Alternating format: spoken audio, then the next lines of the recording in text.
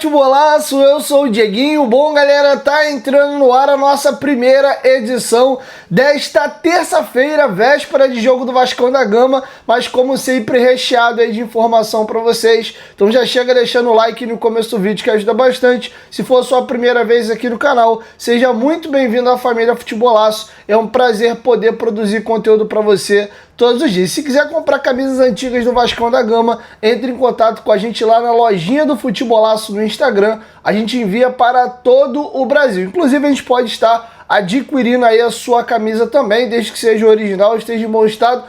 Casaco também. Manda foto pra gente dar uma analisada. Inclusive, tá chegando uma camisa dessa daqui no tamanho G. Camisa bem rara, tá no transporte. Quem quiser já entrar em contato com adquirir, dá um salve pra gente lá no Instagram. Dito isso, galera, vamos aí às informações. Olha, o Vasco vem tendo que modificar muito o time praticamente todos os jogos. Tivemos reforços chegando, alguns nem em condição de chegar já jogando, uns mostraram que precisam de um tempinho a mais. O Thiago Mendes entrou no time, mas não estava legal, o Matheus França também, e o Diniz teve que mexer muito a zaga. Só para vocês terem uma ideia, o jogo do Bahia vai ser o quarto jogo consecutivo que a dupla de zaga do Vasco é diferente. Só para vocês terem uma ideia, o jogo do Botafogo na Copa do Brasil no Newton Santos, o Vasco se classificou com a zaga tendo Hugo Moura e Lucas Freitas. Já para o próximo confronto, o jogo ali do Ceará, o Hugo Moura estava suspenso e não pôde atuar. E a zaga foi Robert Renan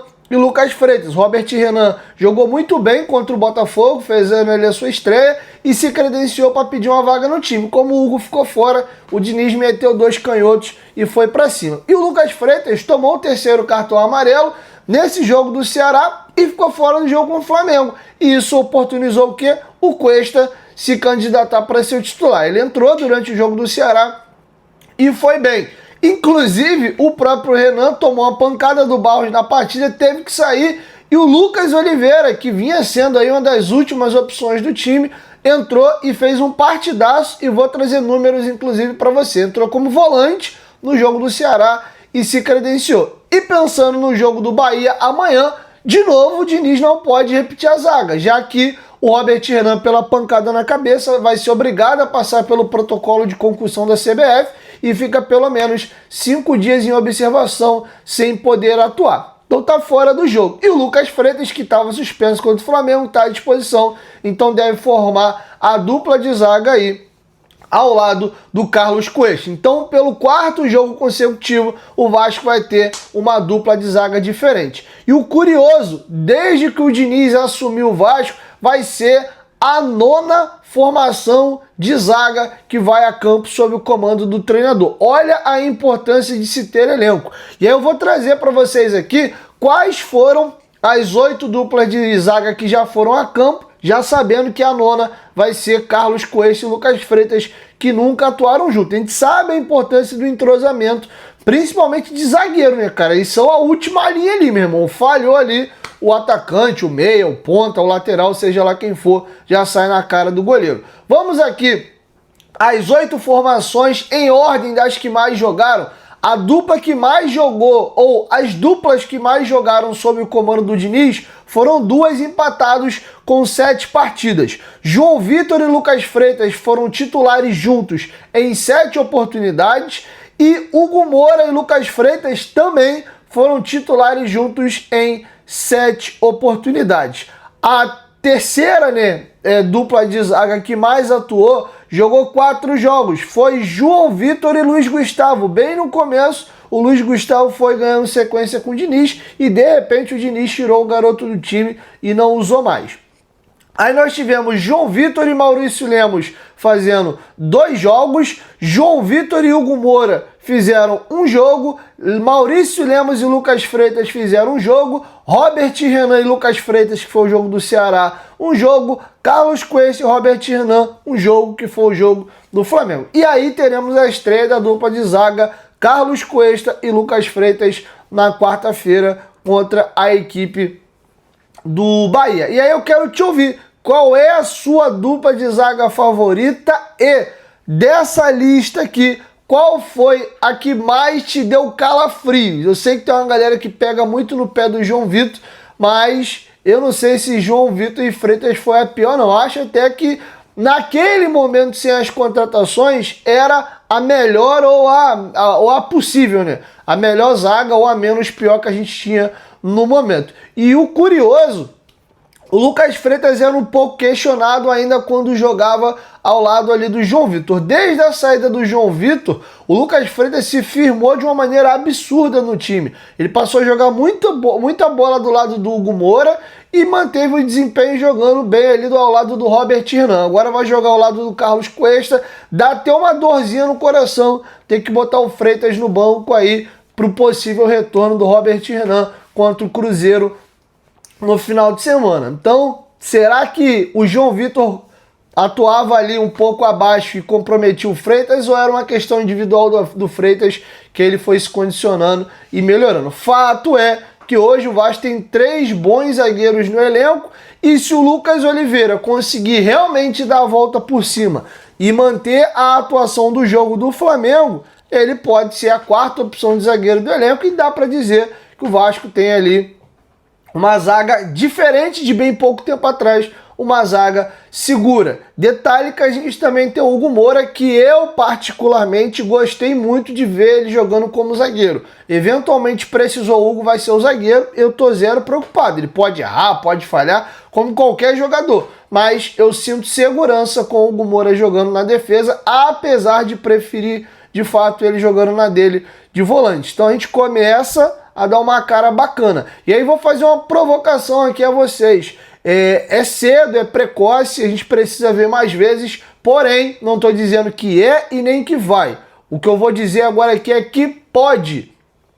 Carlos Cuesta e Robert Hernan podem vir a ser uma das melhores duplas de zagueiro do futebol brasileiro. Eu não estou dizendo que vai ser a melhor, eu não estou dizendo que já é, eu estou dizendo que pode, e quando eu digo que pode, também não estou dizendo que vai ser a melhor. Tá? Eu estou dizendo que pode ser uma das melhores e, eventualmente, dependendo do nível de entrosamento, por que não pleitear ali a primeira colocação? Acho que o Vasco mandou bem demais, foi 2 golaços aí nessa janela de transferências, e queria, mais uma vez aqui, parabenizar o trabalho feito pelo Admar Lopes, principalmente ciente das condições aí complexas do Vasco aí, financeiramente e até esportivamente, né? O Vasco hoje não é um clube tão atrativo assim para jogadores, mas parabéns aí, baita golaço do Admar Lopes e da direção do Vasco. Beleza? Tá feito o registro, e eu queria ouvir um pouquinho o Fernando Diniz. Eu vou dar uma breve pincelada no jogo do Flamengo, vou voltar para falar de alguns abnegados aí que estão dando a volta por cima,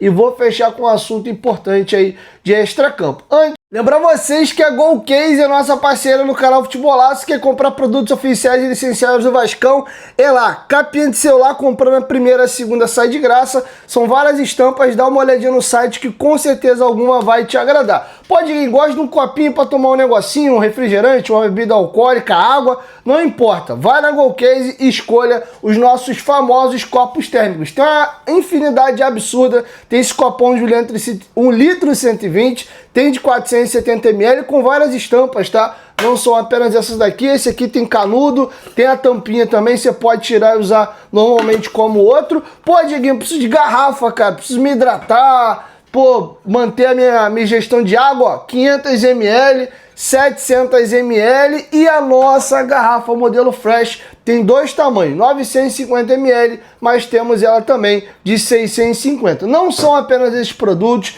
tem mochila, essa aqui é meu xodózinho, é aqui que eu boto os nossos pedidos para levar no correio para despachar para vocês. Olha o holograma da GolCase aqui, coisa linda, tá? Além de mochila, tem carregador de celular, carregador portátil, cabo USB, tem muita coisa legal. E o mais bacana é que usando o cupom GOVASCO você ganha o seu desconto, e um pedaço da venda vai direto para os cofres do Vasco por causa dos royalties. Olha que maravilha. GolCase, parceira do canal Futebolaço. Dito isso, galera, vamos dar uma breve pincelada e ouvir um pouquinho o Fernando Diniz. Vou quebrar em 2 blocos.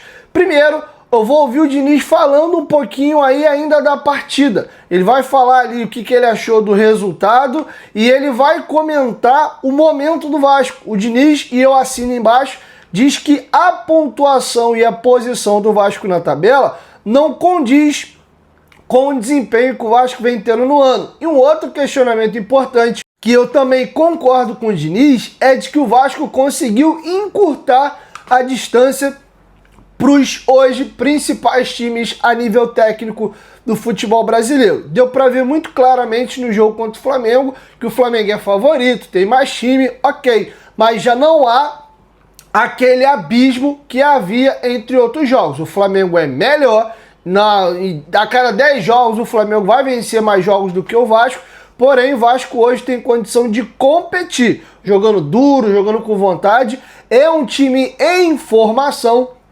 Esse time pode ainda ganhar ritmo, ganhar coletivo, ganhar confiança e entregar mais. São jogadores que acabaram de chegar, alguns ainda precisando ser lapidados fisicamente, como é o Matheus França, mas para mim tá bem claro que o nível do elenco do Vasco deu sim um salto de qualidade e vejo com isso a distância do Vasco para os principais clubes do país, dando uma certa diminuída. Beleza? Então vou deixar com vocês o Diniz comentando esses 3 temas. Um jogo bastante disputado. Acho que a gente teve chance de ganhar e o Flamengo também.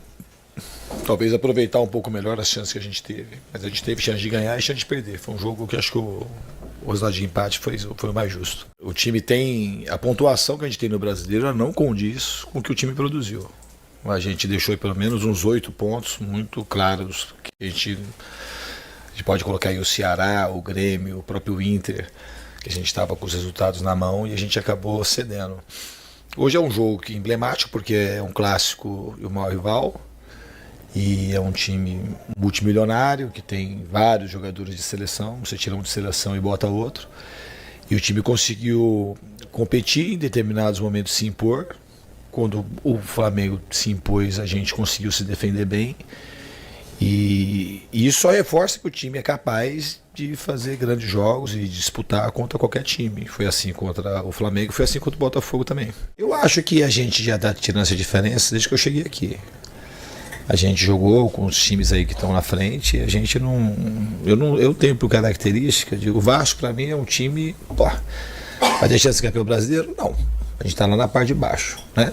Acho que nem se a gente ganhasse todos os jogos, não sei nem como é que tá isso. Mas assim, a questão de você ter um time campeão é uma questão de você sentir, jogar de acordo com a grandeza do clube. O jogador tem que aprender a jogar com a grandeza do clube. O Flamengo é grande e o Vasco é grande, muito grande. O Vasco é gigante, então a gente tem que aprender a se agigantar dentro do Vasco. Então esse é o maior trabalho, de recuperar a estima do time, e essa coisa vai para a arquibancada e a gente ser mais consistente. Agora a gente tem que jogar, tem jogo na quarta-feira. A gente tem que pegar esse jogo e a gente tem que ser consistente. A gente pode errar coisas no jogo, mas a gente tem que manter um padrão que isso vai conectando com a torcida e vai passando mais confiança. Esse é o maior trabalho nosso. É voltar o Vasco jogar com a estima que o vascaíno tem que ter. Um time multicampeão que tem milhões e milhões de torcedores. E eu acho que nem jogo tem. Se você pegar assim a média dos jogos, a gente tem procurado, tem entregado isso. A gente precisa ser mais consistente. Tá? Não adianta fazer hoje jogar bem e aí na quarta-feira, não. A gente tem que se virar para entregar um jogo de qualidade, para que o time vai aprendendo a jogar com a grandeza do tamanho do clube. Indo agora de encontro ao que eu falei no primeiro bloco do vídeo, vamos ouvir o Diniz falando um pouco da estreia do Carlos Cuesta, que ele adorou, da grata surpresa que foi a baita atuação do Lucas Oliveira. Ele vai falar brevemente sobre o Cocão e o Pumita, que era muito criticado, muito cobrado aí pelas suas atuações aí defensivamente e vinha sendo muito cobrado também. Pô, o Diniz tá inventando, tá botando o Pumita de ponta esquerda, de lateral esquerdo, cadê o Leandrinho? Por que ele não usa o Vitor Luiz? E o Pumita fez um baita jogo, inclusive de novo, quase marca um gol contra o Flamengo, obrigando o Rossi a fazer um milagre. A bola ainda pega na trave, volta para frente da área e um zagueiro rubro-negro ali acaba fazendo corte. Então vou deixar com vocês o Fernando Diniz falando a respeito desse jogador. Quanto ao Cuesta, ele fez uma partida não só segura, mas na minha opinião muito boa. Uma partida muito ajustada. Ele conseguiu, principalmente no primeiro tempo, ele saltou várias vezes para pegar o jogador do Flamengo lá na frente, como era o nosso plano. Praticamente acho que ele não falhou nada na parte defensiva. Quando o time estava com posse, ele ajudou na construção, um jogador que tem muita personalidade.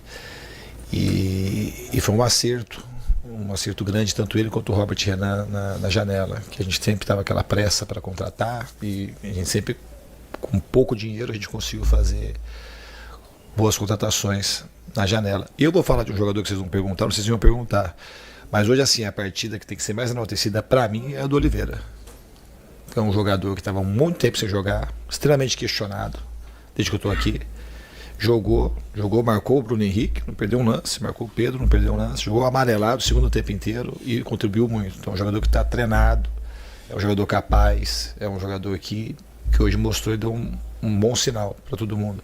Eu não estava aqui antes do Oliveira, quando eu falei do Oliveira que eu conheci o Oliveira do Cruzeiro, até tentei levar ele para o Fluminense. Então a gente assim, agora precisa ter regularidade. Mas um jogador que faz uma partida como ele fez hoje, sob as condições que ele jogou, o jogador não pode ser ruim. Como a gente sempre vai massacrando. Então o cara, para ser bom, não pode falhar, tem que ser toda hora ir bem. Então, é um jogador que tem potencial. Então quando ele foi contratado, pode ser questionado, pode ter errado em algum momento, mas não é um jogador ruim. É um jogador que a gente nos treinamentos, ele não está jogando, eu não botei ele no jogo hoje, porque foi uma orelhada, porque na sorte. Porque ele mostrou. Isso não quer dizer que ele não pode falhar. Como o Cuesta não pode falhar, como teve falha no jogo do Ceará. Já que ele falhar, falhou. E até o Matheus Carvalho, que entrou também quando entrou no jogo, jogou poucos minutos, mas jogou de uma maneira diferente, jogou no jogo contra o Ceará. Jogou com lucidez, acertando os passes, dando um pouco mais de tranquilidade para o time. Eu estou muito contente com o Puma. O Puma é um jogador que eu já tinha tentado levar para o Fluminense. Eu estive lá. É um jogador que tem muita competência física e técnica. É um jogador alto para a posição, um jogador forte, um jogador que tem boa velocidade, bastante técnico, bate bastante bem na bola. E eu tenho por característica tentar colocar os melhores. Então nesse momento o Puma é o melhor jogador para jogar naquela posição. E ele naquela questão, eu acho, de não marcar, é uma questão, na minha cabeça, e de fato ele cometeu alguns erros aqui no Vasco no passado. Comigo também já teve um ou outro, mas é uma questão muito mais de estímulo, porque um jogador que é forte, que é rápido, que é alto, não tem porque ele não marca bem. É uma questão de corrigir, de querer entender o jogo e se dispor a marcar. Não tem por que marcar mal um jogador desse. Então eu acho que ele tem pegado jogadores difíceis de serem marcados, tem marcado bem e é um jogador que tem uma capacidade de decisão muito grande. Na bola aérea, ele contribui na bola aérea defensiva, ele contribui na bola aérea ofensiva, ele é um cara que bate muito bem na bola, ele é um cara que gosta de estar no campo. Então é um jogador que eu acho que a passagem dele está sendo muito positiva comigo aqui. E olha a curiosidade, o Pumita já fez 4 jogos como lateral esquerdo desde aí da suspensão do Piton no jogo e depois a lesão dele no jogo contra o Botafogo. O Pumita de lateral esquerdo nesses 4 jogos tem 22 ações defensivas, uma média de 5,5 ações defensivas por jogo. Ele desarmou 6 vezes, uma média de 1,5 desarmes por partida. Ele tem 20 de 29 duelos ganhos, um aproveitamento de 69%, ou seja, de 29 duelos que ele venceu 20, um número bem alto, e cruzamentos certos de 13 ele acertou 6, mesmo jogando ali do lado invertido. O aproveitamento dele é de 46%. E ele deu 7 passes decisivos, uma média de 1,7 por jogo. A nota dele no SofaScore é de 7,12. Então bons números aí do Pumita. Até o lado defensivo dele ele cresceu. Ele tem ajudado muito na bola aérea, com vários cortes. E a gente ganhou meio que mais um ponta esquerda, né? Porque ele acaba puxando muito para a direita ali para fazer o cruzamento. Então ele e o Nuno acabam sendo quase que 2 pontas esquerdas quando o Vasco está atacando. Isso quando o Vasco vai toda hora ao ataque, que são jogos, por exemplo, como o Ceará e São Januário, tem hora que incomoda um pouquinho, porque a jogada transcorre, chega limpinha, para ele só ir no fundo e meter a bola ali. Se fosse um lateral esquerdo com a canhota, ele fica um pouco torto, ou cruza com a perna ruim, ou acaba indo para o fundo, cortando para dentro, para alçar essa bola na área com a perna direita. é um problema. Mas, como nem toda hora o Vasco vai ao fundo, às vezes essa bola é trabalhada de pé em pé, o Pumita também tem a possibilidade de trazer para dentro e fazer esse cruzamento ou fazer a jogada associativa e vir trabalhando, ou até cortar e eventualmente bater no gol. Inclusive, o gol contra o Sport foi um lance ali que ele vem por dentro. Vem por dentro, se antecipa, rouba a bola, dá no Ryan, passa, vai no fundo e cruza para o Nuno fazer o gol. Então dá um pouco mais de opções. É a mesma lógica de ter ali, né, um ponta direita jogando com o pé esquerdo e um ponta esquerda jogando de pé direito. E uma curiosidade que eu queria trazer para vocês, muita gente tratava como um absurdo o Puma tá jogando ali. Porra, por que tá botando um cara de pé direito para jogar na lateral esquerda? E eu queria trazer alguns exemplos para vocês de que isso é bem comum no futebol. E alguns dos maiores laterais esquerdos da história não eram canhotos. Que alguns exemplos, o Nilton Santos, que para muitos é considerado o maior lateral esquerdo de todos os tempos, ele era destro, né? Um dos maiores ídolos da história do Botafogo, grande jogador na seleção brasileira, ele era destro.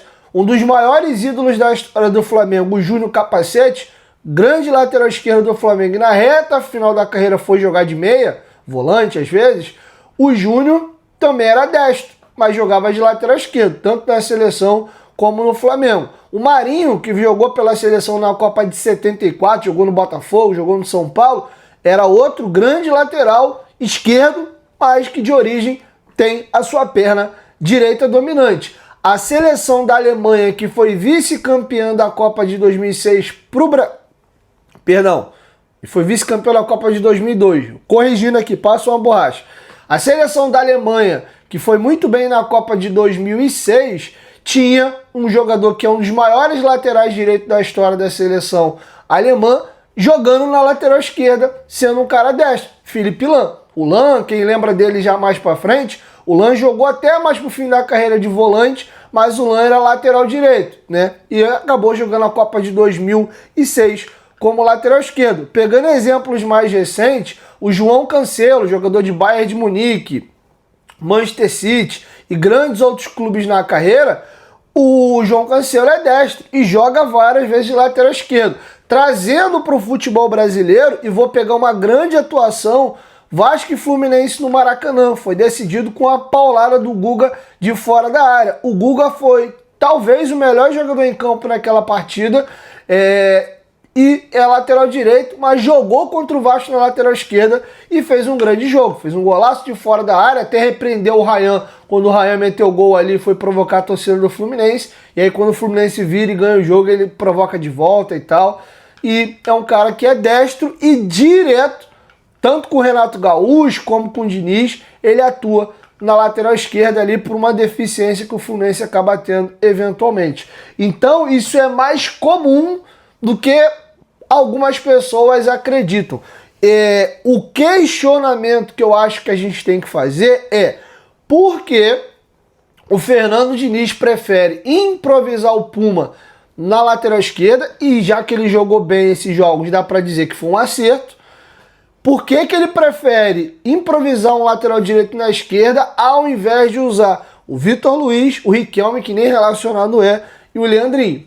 Muita gente ainda questiona um pouco o Leandrinho, o Vitor Luiz eu não vejo esse questionamento, mas o Leandrinho também não tem muita amostragem para falar. Ele fez um jogo com a camisa do Vasco que não foi bem na mão do Diniz, foi o jogo do Corinthians em São Januário, que o time como um todo foi amassado pelo Corinthians, e ele quase não teve oportunidade. Foi emprestado para o Shabab, tem ido e voltado para a seleção, vai jogar inclusive a Copa agora, mas parece que o Diniz ele não caiu muito nas graças não. Como a gente não vê treino, eu não sei se o Leandrinho vem treinando mal, mas focando especificamente no Pumita, o Pumita fez bons jogos na lateral esquerda e tem se mostrado um cara polivalente. Ano passado jogava de ponta direita com o Rafael Paiva, pode eventualmente jogar na ponta esquerda também, é lateral direito de origem e tem jogado bem na lateral esquerda. Então, acho que é um jogador que o Vasco tem que buscar e fazer um esforço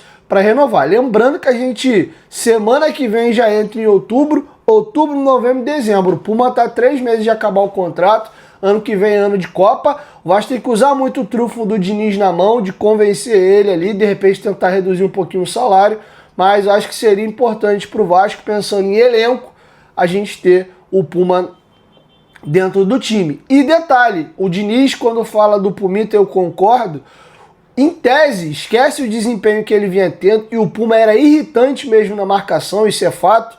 O Puma, se você olhar o arquétipo, se você analisar só a frieza da estrutura, de fato ele é alto, ele é um cara de boa massa magra, né? Ele é um cara forte, não é um cara magrelo, ele é um cara de boa estatura, é um cara que tem força, na teoria ele é bom no jogo aéreo, na teoria não era para ele ser um mau marcador.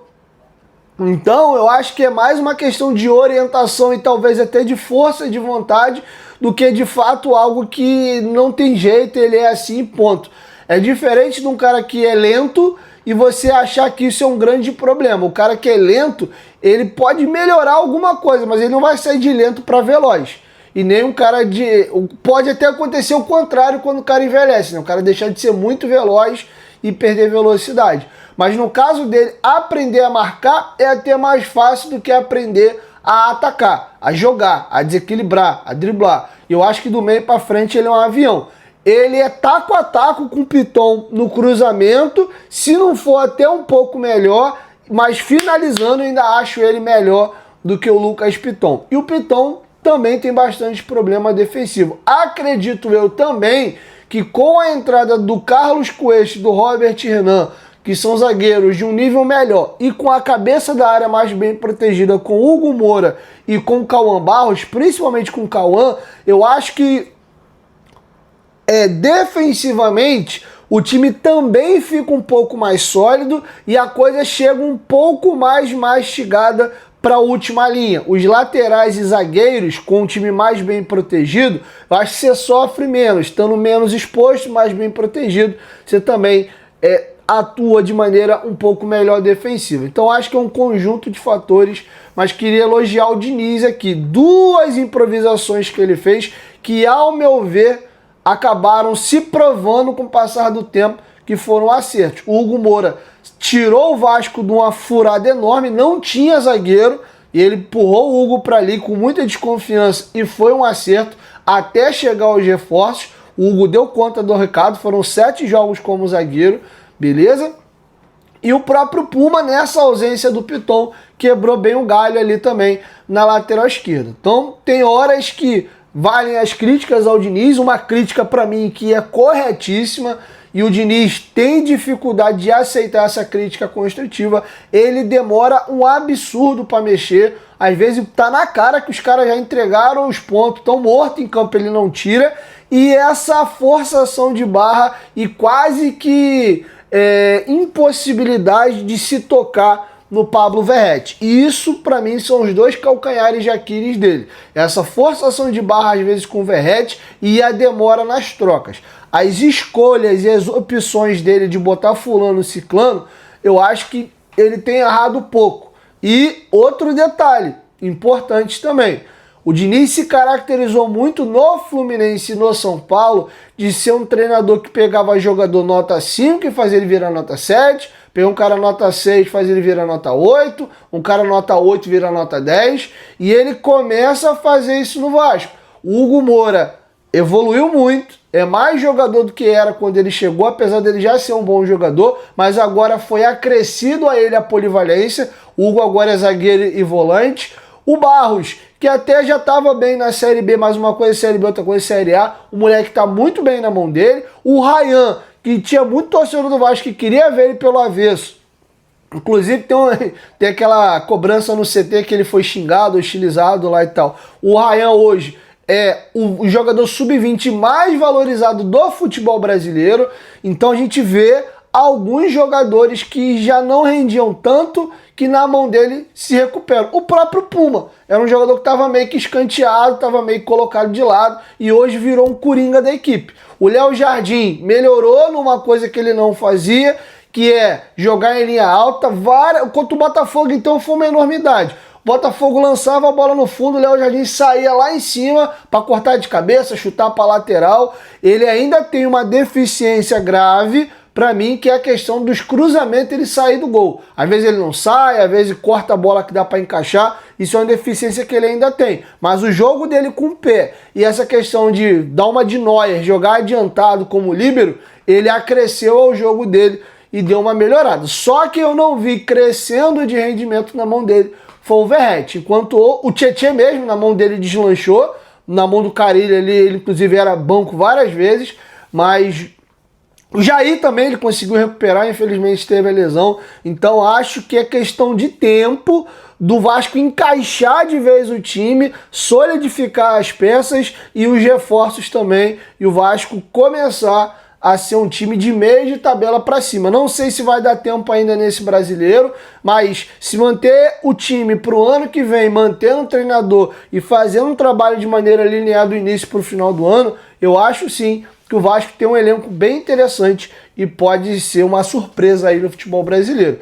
Daqui para dezembro vai passar muita água debaixo da ponte e acho que o Vasco pode chegar até bem grande aí, bem parrudo para as finais aí da Copa do Brasil e mesmo não sendo favorito, quem sabe ser uma grata surpresa e conseguir levar esse caneco. Um grande calcanhar de Aquiles do Vasco e o que irrita muito a torcida é o Vasco ser um time Frankenstein. O Vasco faz um puta jogo e depois faz um jogo mais ou menos. Depois ele faz um puta jogo e às vezes mesmo naquele baita jogo ele entrega o ponto de maneira idiota e não leva os pontos. Então acho que tá faltando diminuir um pouco essa oscilação. Todo mundo oscila em algum momento, mas a do Vasco é bem frequente e ser um time mais letal. Em vários jogos ele é melhor que o adversário, mas ele não leva os 3 pontos. Às vezes até ele converte as oportunidades, mas aí alguém acaba fazendo uma cagada lá atrás e o Vasco toma um gol idiota e compromete a pontuação da partida.